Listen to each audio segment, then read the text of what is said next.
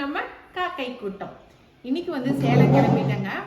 நான் கட்டியிருக்கிற சாரி ஒரு இன்ஸ்டா பேஜில் தான் எடுத்தேன். இது 650 ரூபாய்க்கு எடுத்தேன். ப்ளஸ் ஷிப்பிங்கோட சேர்த்து 700 ரூபாய் தாங்க. இப்போதான் இந்த டிசைன் ரொம்ப ட்ரெண்டிங்காக போயிட்டு இருக்குது. இண்டிகோ டிசைன் சொல்லிட்டு எங்கள் வருஷா தான் கேட்டா, எனக்கு இந்த சாரி டிசைன் வேணுமான்னு சொல்லி கேட்டா. ஆனால் கேட்டா. ஆனால் அதுக்கப்புறமேட்டு நான் எந்த சாரி கட்ட போகிறேன், எனக்குலாம் சாரி வேண்டாம் அப்படின்ட்டா. அதனால சரி நானே கட்டிக்கிட்டேன். இதுக்கு மேட்சிங்காக எனக்கு ப்ளவுஸ் தான் ரொம்ப ரொம்ப பிடிச்சிருக்குது. இந்த ப்ளவுஸ் நான் ஒரு கேரளா இன்ஸ்டாகிராம் பேஜில் தான் எடுத்தேன். ஒரு அம்மா கேரளாக்காரங்க. அவங்க நிறைய சுடிதார் டாப்புங்க இதெல்லாம் எங்கள் பொண்ணு வாங்குவோம் அவங்ககிட்ட. அதுலேருந்து அவங்க ப்ளவுஸ் டிசைன் காட்டியிருந்தாங்க. அதுலேருந்து தான் இந்த ப்ளவுஸ் எடுத்தேன். இது இப்படி டாட்டாக போட்டிருக்கோம். வி ஷேப் பாருங்க, கழுத்து ஒரு மாதிரி டாட்டாக போட்டிருக்கா. ஒரு சாண்டல் கலர் மாதிரி இந்த சாரிக்கு மேட்சிங்காக இருக்குது. அப்படியே இது டோட்டலாக 450 ரூபா இந்த ப்ளவுஸு. ஷிப்பிங்கோட சேர்த்து 500 ரூபாய் நினைக்கிறேன். 500 ரூபாய்க்கு எனக்கு என்னமோ ஒர்த்தாக தான் தோணுச்சு எனக்கு. ஏன்னா கிளாத்து ரொம்ப நல்லா இருக்குது, மெட்டீரியல் நல்லா இருக்குது. அது இல்லாமல் நெக்கு நல்லா டிசைனாக தைச்சிருக்காங்க, பிரிண்ட்ஸ் கட் வச்சு தைச்சிருக்காங்க. எங்கள் பொண்ணுங்களும் போட்டுக்கிற மாதிரி நல்லா தான் இருக்குது. அதனால் என்ன, நம்ம தையக்கூலி கொடுத்து ஒரு ப்ளவுஸ் மெட்டீரியல் எடுத்து அதை தைச்சி நம்ம போடுறதுக்குள்ளே 700-800 ரூபாய்க்கு மேலே ஆயிரும். ஆனால் இது எல்லா டிசைனோட சூப்பராக வந்திருக்குது. அதனால் எனக்கு என்னமோ பரவாயில்லையா தோணுச்சு. ஆனால் இந்த ட்ரிப்பு தான் இந்த மாதிரி பஃப் வச்சு வந்திருக்குது. அதில் பஃப் இல்லாமல் இல்லை, அப்படி இருந்தது வந்துச்சு. சரி, இந்த மாடல் வாங்கி நம்ம தைக்கிற ப்ளவுஸுங்களுக்கு பிளைனாக தைச்சிக்கலாம் அப்படிங்கிற ஒரு ஐடியாவில் தான் எடுத்திருக்கிறேன். இந்த டிசைன் எப்படி இருக்குன்னு சொல்லி இப்போ சொல்லுங்கள். எல்லாருமே இண்டிகோவுக்கு இந்த மாதிரி தான் ப்ளவுஸ் போடுறாங்க. கான்ட்ராஸ்டாக இந்த ஒயிட் தான் போடுறாங்க. இதுலேயே ப்ளவுஸ் கொடுத்துருந்தாங்க, ஆனால் இதுதான் மேட்சிங்காக இருக்குது. எப்படிங்க, சூப்பராக இருக்குதான்னு சொல்லுங்கள். இன்னைக்கு எதுக்காக நான் சேலம் கிளம்பி போகிறேன் அப்படின்னாங்க, எங்கள் வீட்டுக்காருக்கும் என் பையனுக்கும் ட்ரெஸ்ஸஸ் எடுக்க தான் போகிறேன். அவருக்கு சர்ட்டுங்க எடுத்துட்டு என் பையனுக்கு யூனிஃபார்ம் பேண்ட் எடுக்கலாம் அப்படின்ட்டு. ஏன்னா அவருக்கு ரெடிமேடு சர்ட்டுங்க எதுவும் செட் ஆகாது. ஏன்னா லெஃப்டில் கொஞ்சம் பிதுங்கிட்டு ரைட்டில் கொஞ்சம் பிதுங்கி எல்லாம் வளர்ந்துட்டாங்களா, பெருத்துட்டாங்களா, வளரல பெருத்துட்டாங்க. அதனால ரெடிமேட் ட்ரெஸ்ஸுங்க பத்தாது, செட் ஆகாதவங்களுக்கு. அதனால் பீஸில் கிழிச்சு தைச்சிட வேண்டியது தான். அதனால் எடுத்துட்டாக்கா பையனுக்கு தைக்க கொடுக்கும்போது அவருக்கும் கொடுத்துடலாம் அப்படிங்கிற ஒரு ஐடியா தான். அதுக்கு தான் இன்னைக்கு போயிட்டு அது கூட இன்னும் என்னென்ன வேலைகள் விட்டு வச்சுக்கிறோம் அதையும் சேர்த்து செஞ்சுட்டு வந்துடலாம் அப்படிங்கிற ஒரு பிளானோட தான் இப்போ ரெடியாக இருக்கேன். வாங்க சேலம் போயிட்டு சின்னதாக ஒரு பர்ச்சேஸ் பண்ணிட்டு வந்துடலாம், சரிங்களா?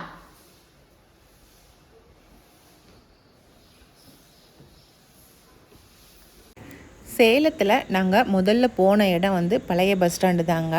அங்கே தான் மஃபத்லால் கடை இருக்குது இல்லைங்களா, அங்கே தான் போனோம். ஏன்னா யூனிஃபார்ம் சர்ட்டுங்க பேண்ட்டுங்க இதெல்லாம் அந்த மஃபத்லாலில் பிராண்டடில் எடுத்தமாக்க கொஞ்சம் நல்லா இருக்கும். வருஷம் ஃபுல்லாக போடுறாங்க இல்லைங்களா, அதனால் இந்த முசுன்னு வராமல் கொஞ்சம் நல்லாவே இருக்கும். அதுக்காக நாங்கள் எப்போவுமே யூனிஃபார்ம் மஃபத்லாலில் தான் எடுத்துக்கிறது.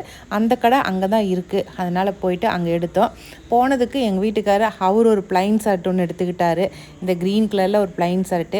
ஏன்னா அவருக்கு ஏஜ் ஆகுது இல்லைங்களா, அதனால் இப்போ கட்டம் போட்டதெல்லாம் போடுறதுக்கு கஷ்டமாக இருக்குது, அதனால் வேணாம் அப்படின்ட்டு ப்ளைனாக தான் எடுத்துக்கிட்டாரு. இந்த யூனிஃபார்ம் ட்ரெஸ்ஸுங்க தான் எடுத்தோம். அடுத்ததாக நாங்கள் போன இடம் போத்தீஸ் தாங்க. எப்போவுமே ட்ரெஸ் எடுக்கிறதா இருந்தால் ஒரே கடையிலேயே பர்ச்சேஸ் பண்ணிடணும் அப்படின்னு சொல்லி நினைக்காதீங்க. ஒரு கடையில் ஒரு 2 ட்ரெஸ்ஸு ஒரு 3 ட்ரெஸ் எடுக்கிறோமா, அடுத்தது வேறு கடையில் போய் எடுக்கலாம், அங்கே வேறு மாதிரி கலெக்ஷன் இருக்கும் அப்படின்னு சொல்லி நினைங்க. நான் அப்படி தான் நினைப்பேன். ஃபஸ்ட்டு அவருக்கு மஃபத்லாலில் எடுத்தோம், அடுத்தது போத்தீஸில் எடுத்தோம். இங்கே ஒரு 4-5 ஷர்ட் எடுத்தோம்.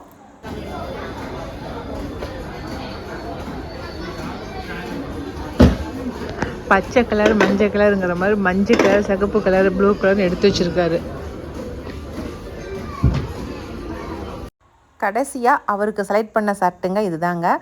பிங்க் கலரு, ஒரு மாதிரி green colour, dark maroon, lavender, அதுக்கப்புறமேட்டு ஒரு பிஸ்தா கலர் மாதிரி ஒன்று இருந்துச்சுங்க. அது இன்னும் ஒரு 2 சர்ட்டுங்க. இவ்வளோ தான் எடுத்தோம். மொத்தமே ஒரு 7 சர்ட்டுங்க தான் எடுத்தோம். அடுத்ததாக லெனினில் இன்னொரு கடையில் சொன்னாங்க, அங்கே போய் லெனினில் எடுத்துக்கலாம் அப்படிங்கிறதுக்காக இந்த சர்ட்டுங்க மட்டும் போதும் அப்படின்ட்டாரு. எப்போவுமே எங்கள் வீட்டுக்கார் வருஷத்தில் ஒரே ட்ரிப்பு தான் சர்ட்டுங்க எடுப்பார். பேண்ட் எடுக்கும் போதும் சரி, மற்ற ட்ரெஸ்ஸுங்க எடுக்கும் போதும் சரி, ஒரே ட்ரிப்பு தான் எடுப்பார். அதுக்கப்புறம் வருஷம் ஃபுல்லாக எடுக்கவே மாட்டார், எந்த பண்டிகைக்கும் எடுக்க மாட்டார். அடுத்ததாக மறுபடியும் அடுத்த வருஷம் தான் எடுப்பார். இது என்னமோ அவருடைய பழக்கம். அதனால தான் ஒட்டுக்க அந்த மாதிரி சர்ட் எடுத்து வச்சுக்கிறாரு.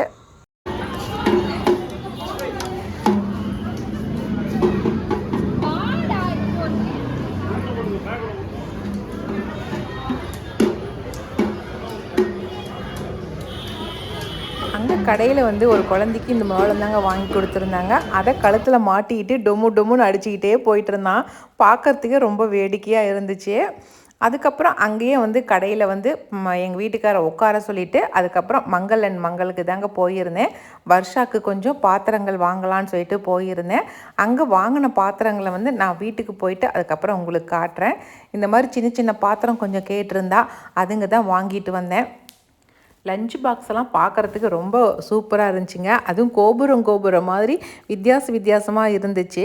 ஆனால் லஞ்ச் பாக்ஸ்லாம் எதுவும் வாங்கலை. ஏன்னா இருக்கிற லஞ்ச் பாக்ஸே போதும் அப்படின்ட்டு நான் எதுவும் வாங்கலை. அப்புறம் வாங்கினதை மட்டும் பில் போட்டு அதுக்கப்புறம் நாங்கள் வீட்டுக்கு வந்துட்டோம். நாங்கள் இன்றைக்கி நம்ம பார்க்க வந்திருக்கிறது நம்ம அடுக்கு குண்டு மல்லியை தாங்க. அடடா கண்கொள்ளா காட்சியாக இருக்குது. அப்படியே பாருங்கள், செடி ஃபுல்லாக வெறும் பூவாகவே இருக்குது. இன்னும் சாயந்தர நேரத்தில் எடுத்துருந்தேன்னா வீடியோ இன்னும் கொஞ்சம் கலர்ஃபுல்லாக தெரிஞ்சிருக்கும் உங்களுக்கு. இது நல்லா 10 அடுக்குன்னு சொல்லுவாங்க இல்லைங்களா, அந்த அடுக்கு தான் நினைக்கிறேன் நான். ஆனால் நல்லா செண்டாட்டம் இருக்குதுங்க பூ. எவ்வளோ பெருசு இருக்குது. செடி ஃபுல்லாகவே பூவாக இருக்குதுங்க. நாளைக்கு வந்து சாயந்தரத்தில் எடுத்துடலாம். இன்னைக்கு சாயந்தரம் வெடிச்சிடும். ஏதலக்கா இல்லைக்கா நீங்கள் சாயந்தரம் எடுக்கலாம். அந்த இதெல்லாம் நீங்கள் நாளைக்கு காலையில் வெடிக்கிறது. இதெல்லாம் இது அதெல்லாம் நாளைக்கு காலை வெடிக்கிறதா? சாயந்தரம் எடுத்திங்கன்னா இன்னும் கொஞ்சம் இதாக இருக்கும். ஆமாம், சாயந்தரமும் வந்து பொறிக்கிறது பார்க்கலாம். நான் இந்த செடி கண்டுக்கிறதே கிடையாது. கொண்டு ஒரு ஓரக்கடையாக வச்சேன். வேலிக்கு பக்கத்தில் வச்சு விட்டேன். இதில் அந்த ஓரமாக இருக்கிற வேலியெல்லாம் சுத்தம் பண்ணவும் அப்படியே இப்போ நிறக்க பூ வச்சுருக்குது அப்படியே. ஆனால் குண்டுமல்லியில் என்ன ஒரு மைனஸ் அப்படின்னாக்கா, இந்த ஒரு மாதம் மட்டும்தான் சீசன் டைமில் மட்டும்தான் பூக்கும். ஆல் டைம் பூத்துட்டே இருக்காது. சன்னமல்லி ஒன்று தான் வருஷம் பூரா பூத்துட்ருக்கோம். ஆனால் ரொம்ப அழகாக இருக்குது. எல்லாத்தையும் பறிச்சுட்டு போய் அந்த உருளியில் போய் வாஸ்து உருளியில் கொண்டு போய் போட்டுடலாம். அதுதான் அப்படியே அழகாக இருக்கும். அப்படியே சாயந்தரம் வரைக்கும் அப்படியே பளபளன்னு இருக்கும். காகிதப்பூ வச்சு விட்டேங்க. அப்படியே வேலி ஃபுல்லாக காகிதப்பூ அழகாக இருக்குது பார்க்குறதுக்கு. அங்கேருந்து அப்படியே நம்ம வீட்டுக்கிட்ட இருந்து அப்படியே இந்த பூவை பார்க்கும்போது அப்படியே கலராக தெரியுது. அப்படியே அதுக்கு தான் வச்சு விட்டேன். இது வந்து ஒரே செடியில் ஒயிட்டும் வயலட்டும் கலந்த மாதிரி. இது ஃபுல்லாக டார்க் கலரு, டார்க் பிங்க் மாதிரி. எவ்வளோ பூ வச்சாலும் இந்த காகித பூக்கு இருக்கிற அழகு தாங்க.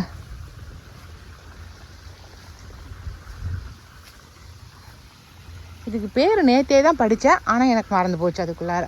இந்த பூவும் வைக்கணும்னு வச்சேன், அழகாக இருக்குது அப்படின்ட்டு. இதுவும் சூப்பராக வந்திருக்குது செடி அழகாக. இப்போ இன்னும் கொஞ்சம் பூச்செடி வைக்கணும்னு இப்போ ரொம்ப ஆசையாக இருக்குது. வைக்கிறதுக்கு மறுபடியும் எல்லாம் ஆர்டர் போட்டிருக்கேன். சூப்பர். எவ்வளோ நம்ம வீடு அழகாக கட்டினாலும் கண்ணுக்கு வந்து அழகை கொடுக்கக்கூடியது, எல்லாரையும் கவர்ந்து இழுக்கக்கூடியது இந்த அழகு தர பூக்கள் தாங்க. நீங்கள் ஒரு 4 செடி பூச்செடி வச்சு பாருங்கள், உங்கள் வீட்டை திரும்பி பார்க்காதீங்க யாருமே இருக்க மாட்டாங்க. இது என்னுடைய அனுபவம்.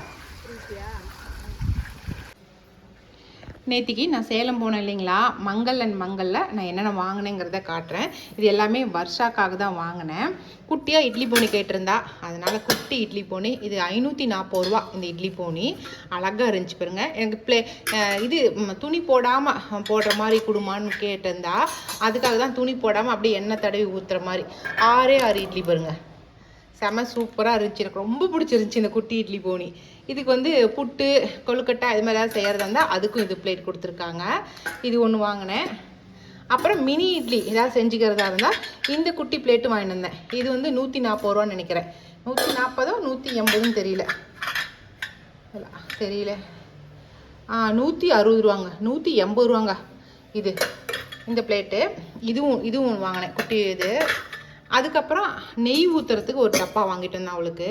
ஏன்னா ஒரு பாட்டிலில் நெய் ஊற்றி வச்சுருக்கா. நான் பாட்டிலில் கொடுத்து விட்றேன், அதுலேயே அப்படியே வச்சுருக்கா கேன்லேயே. அதனால் நெய்யுக்காக வேண்டி ஒரு 1/2 லிட்டர் நெய் ஊற்றுற அளவுக்கு நெய் கேன் வாங்கிட்டு வந்தேன். இந்த டம்ளரெல்லாம் எங்களுக்கு வாங்கினேன், கைப்பிடிச்சு குடிக்கிறது.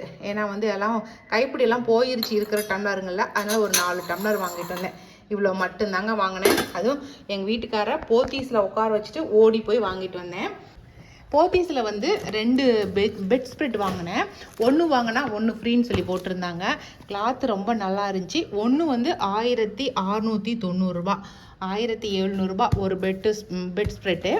ஒன்று வாங்கினா ஒன்று ஃப்ரீன்னு சொல்லியிருந்தாங்க. டபுள் காட்டுக்கு தாங்க. அதனால் வந்து வர்ஷா வினிஷா ரூமுக்கு வந்து வேணும் அப்படிங்கிறதுக்காக இருக்கிறதெல்லாம் பழசாயிருச்சு. சரி புதுசாக 2 வாங்கிக்கலாம் அப்படின்ட்டு இது 2 வாங்கினேன். இது இன்னும் யூஸ் பண்ணல. இது யூஸ் பண்ண வேண்டாம், கொஞ்ச நாள் கழித்து யூஸ் பண்ணிக்கலாம் அப்படின்ட்டு அப்படியே கொண்டு வந்து வச்சுருக்கேன். அவ்வளோதாங்க.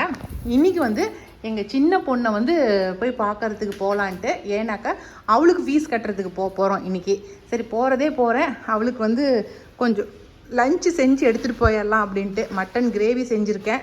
அதோட தக்காளி சாதம், ஒயிட் ரைஸு, அப்புறமேட்டு வந்து ரசம், இதெல்லாம் தான் செஞ்சுருக்கேன். கூட வந்து நாங்களும் போய் சாப்பிட்ணும் இல்லைங்களா, அதனால் வந்து கரண்டி 2 வச்சு, அதனால் எங்களுக்கும் சேர்த்து எல்லாமே எடுத்துக்கிட்டேன். அவளோட சேர்ந்து போய் உட்காந்து சாப்பிட்டு வந்துடலாம் அப்படின்ட்டு. இன்றைக்கி வேலை எனக்கு திருச்செங்கோடு போய் அவளுக்கு ஃபீஸ் கட்டிட்டு வர்றதாங்க இன்றைக்கி வேலை. திலகா இந்த பேக்கை தூக்கிட்டு போயிரு, கொண்டு போய் வெளில வச்சுரு. அவள் கொஞ்சம் பெட்ஷீட்டுங்கெலாம் கேட்டிருந்தா. அவள் கேட்ட திங்ஸ் எல்லாமே எடுத்துக்கிட்டேன். காலையில் எந்திரிச்சு இவ்வளோ நேரம் எனக்கு இதான் வேலையெல்லாம் ரெடி பண்ணுறதுக்கு. மணியும் வந்து 10:45 ஆகி போச்சுங்க. இப்போ போனால் தான் அவளுக்கு கரெக்டாக லஞ்சு கொடுக்கறதுக்கு சரியாக இருக்கும். நம்ம பறிச்சிட்டு வந்த பூவை முதல்ல உருளியில் போட்டுடலாம். ரொம்ப அழகாக இருக்குது. எவ்வளோ பூ பறிச்சுருந்துக்கிறா பாருங்க. அப்பாடியோ போட்டுடலாம். சூப்பராக இருக்குது. இந்த பூவெலாம் இப்போ வந்து இந்த செடியெலாம் யாருமே வைக்கிறதே இல்லை, எல்லாம் அழிஞ்சு போயிடுச்சு. எந்த பிள்ளைங்க பூ வைக்குதுங்க தலையில்? என் பிள்ளைங்களே ஒன்றும் கூட தலையில் பூவே வைக்காதுங்க. எல்லாம் தலைவிரி கோலம் மாட்டம் விரிச்சிட்டு போகுதுங்க. அப்புறம் யார் இந்த பூவெலாம் வைப்பாங்க? நானே அப்பயே நிறைய வச்சுட்டு இருந்தேன் செடிங்க. யாருமே வைக்கிறதில்ல அப்படிங்கிறதுக்காகவே நான் இப்போ செடியே வைக்கிறதே இல்லை, விட்டுட்டேன். யாரும் வைக்கிறதில்ல, பூத்து காஞ்சி போகுது, எதுக்காக வைக்கணும் அப்படிங்கிறதுக்காகவே வைக்காம விட்டுட்டேன். இப்போ திலகா வந்ததுக்கப்புறம் தான் வந்து ஒரே பூ கூட விடுறதில்ல திலகா. டெய்லியும் பறிச்சுட்டு வந்துடுறா எல்லா பூவையும். அதுக்காகவே இந்த வாஸ்து உருளி வச்சதுக்கப்புறம் இப்போ டெய்லி இருக்கிற பூவெல்லாம் பறிச்சுட்டு வந்து வாஸ்து உருளியில் போட்டு வச்சிடுறோம். அது எங்கள் வீட்டுக்காரர் செம்பருத்தி பூவெல்லாம் பறித்து காய வைங்க, யாருக்காவது தேவைப்பட்டால் நம்ம கொரியர் கூட அமுச்சு விடலாம் அப்படின்னு சொல்லியிருக்காரு. அதனால் இதுக்கு மேலே திலகாட்ட சொன்னால் அந்த வேலையும் செஞ்சிருவா. எடுத்து பறிச்சுட்டு வந்து சாமிக்கு வச்சுட்டு எடுத்து காய வச்சோமாக்கா சரியாக இருக்கும். ஓகே, சூப்பராக இருக்குது. சரி, நம்ம இப்போ கிளம்பலாம்.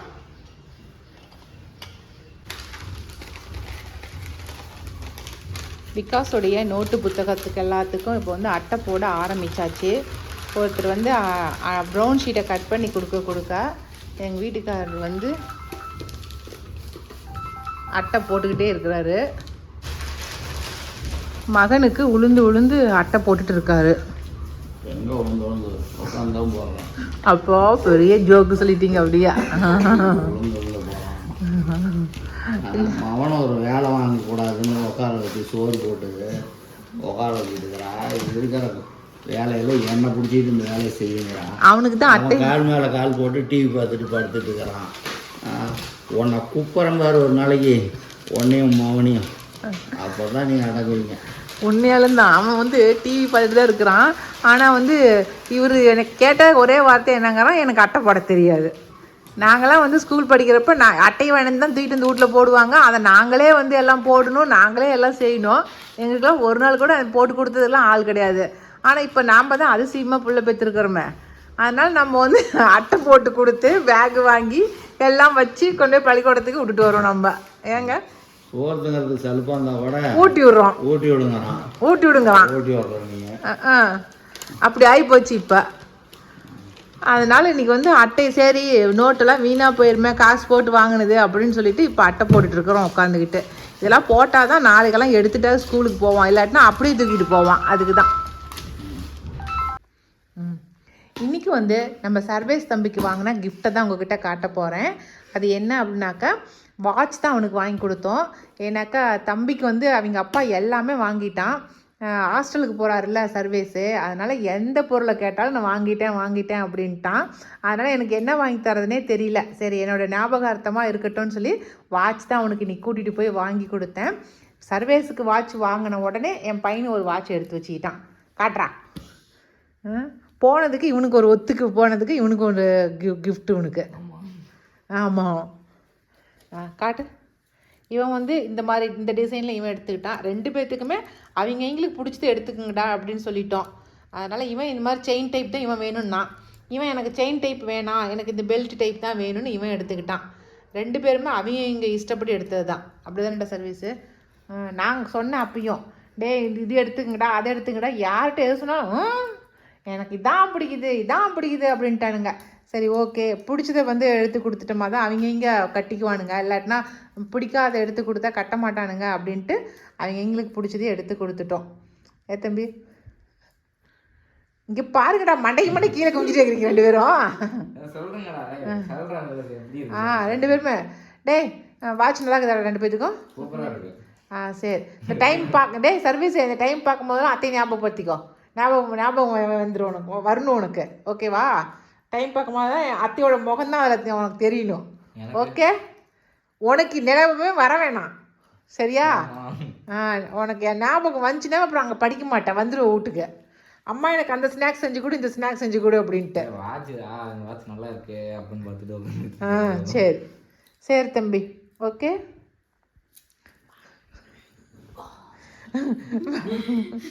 என்னடா 3 நாளாக வீடியோ காணோம் அப்படின்னு சொல்லி நினச்சிருப்பீங்க.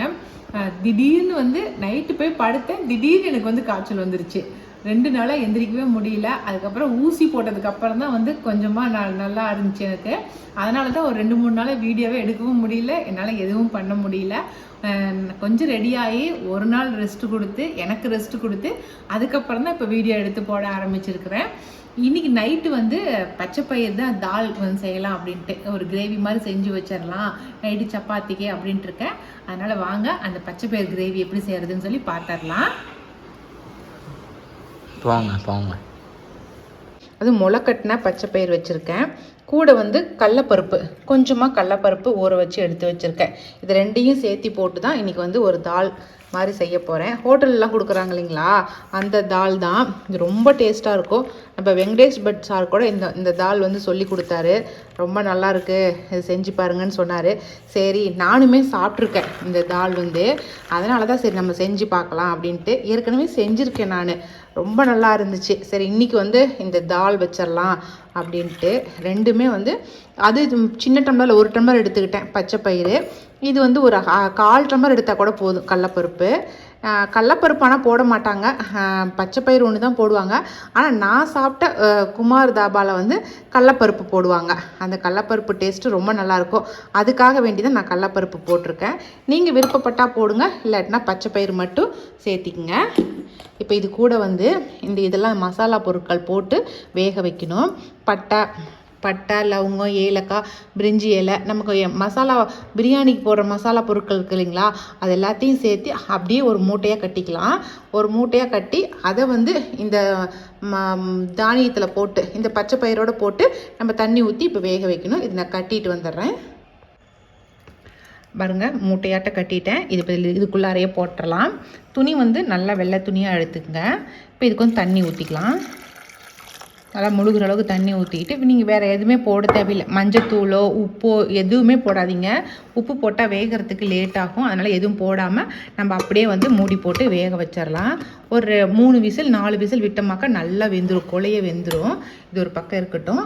அடுத்ததாக வந்து நம்ம ஒரு மசாலா ஒன்று அரைக்கணும். அது என்னன்னு சொல்லி முதல்ல காட்டிடுறேன். இது வந்து கொத்தமல்லி தழை, கொஞ்சமாக கொத்தமல்லி தழை, அதுக்கப்புறம் 2 பச்சை மிளகாய், கூட வந்து ஒரு 4 பல் பூண்டு, அதுக்கப்புறம் இஞ்சி, அவ்வளோதாங்க. இதை மட்டும் நல்லா பேஸ்ட்டாக அரைச்சிக்கலாம். நான் அதுக்குள்ளே குக்கர் அடுப்பில் வச்சுட்டு நான் இதை பேஸ்ட்டாக அரைச்சிட்டு காட்டுறேன். நான் இந்த 2 வேலையும் பண்ணிவிட்டு காட்டுறேன். எல்லாமே ரெடி பண்ணிட்டேங்க. இப்போ வந்து குக்கரில் வந்து ஒரு 4 விசில் விட்டு எடுத்தாச்சு. அடுத்தது நம்ம மிக்சியில் அரைச்சி எடுத்தாச்சு. கூட வந்து தாளிப்புக்கு நம்ம பெரிய வெங்காயம் 2 பெரிய வெங்காயத்தை கட் பண்ணிட்டேன். ஒரு 4 தக்காளி, சின்ன தக்காளியாக இருந்ததுனால 4 தக்காளி கட் பண்ணி எடுத்து வச்சாச்சு. தாளிப்புக்கு சோம்பு, பிரியாணி லீஃப் மட்டும் எடுத்து வச்சுருக்கேன். அதுக்கப்புறம் அடுத்து தாளிக்கிறதுக்கு பூண்டு கட் பண்ணி எடுத்து வச்சுருக்கேன். அவ்வளோதாங்க. நம்ம தாளிப்பு கொடுத்துடலாம். கொஞ்சம் எண்ணெய் விட்டுக்கலாம், கல்லெண்ணெய் தான் விடுறேன். இப்போ எண்ணெய் காஞ்சதும் சோம்பு போட்டுக்கலாம். சோம்பு, ஒரு பிரியாணி லீஃப், இதை மட்டும் போட்டுடலாம். சோம்பு நல்லா பொரிஞ்சதும் நம்ம பெரிய வெங்காயத்தை போட்டுடலாம். வெங்காயம் நல்லா பொன்னிறமாக பொரிஞ்சு வரணுங்க. நல்லா பொரிஞ்சு வரட்டும். ரொம்ப ஈஸியானதான். ஃபஸ்ட்டு ட்ரிப் பார்க்கும்போது உங்களுக்கு கஷ்டமாக தெரிகிற மாதிரி இருக்கும், ஆனால் ரொம்ப ஈஸியானது.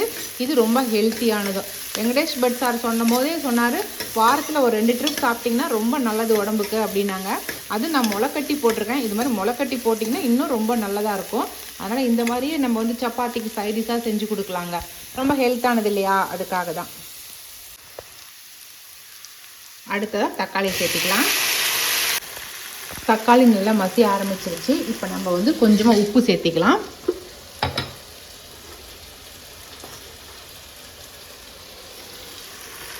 உப்பு கொஞ்சம் சேர்த்தியாச்சு. அதுக்கப்புறம் கொஞ்சமாக மஞ்சத்தூள் சேர்த்திக்கலாம். மஞ்சத்தூளும் சேர்த்தியாச்சு. ஒரே நிமிஷத்தில் நல்லா வதங்கி போயிடும் உப்பு மஞ்சத்தூளும் சேர்த்துன செகண்டில். இந்த பக்கத்துலேயே வந்து கருப்பட்டி கொழுக்கட்டை செய்யலாம் அப்படின்னு சொல்லிட்டு தம்பிக்காக வேண்டி செஞ்சிட்ருக்கேன், விகாஸ் தம்பிக்கு. அது ஒரு பக்கம் ரெடி ஆகிட்டே இருக்கட்டும். அது ரொம்ப ஈஸி தாங்க. இப்போ நம்ம மிளகாய் தூள் கொஞ்சம் சேர்த்திக்கலாம். ஏற்கனவே 2 பச்சை மிளகா போட்டிருக்கோம், அதனால் அதுக்கு தகுந்தபடி சேர்த்திக்கங்க. காரத்தை பார்த்துட்டு கூட நம்ம சேர்த்திக்கலாம். மிளகாய் தூள், கொஞ்சமாக கொத்தமல்லி தூள். கொத்தமல்லி தூள் நல்லா ஒரு ஸ்பூன் அளவுக்கு நல்லாவே போட்டுக்கலாங்க. இன்றைக்கி எனக்கு வீடியோ எடுக்கிறதுக்கு யாருமே கிடைக்கல, அதனால தான் இன்றைக்கி நானே எடுத்துகிட்ருக்கேன்.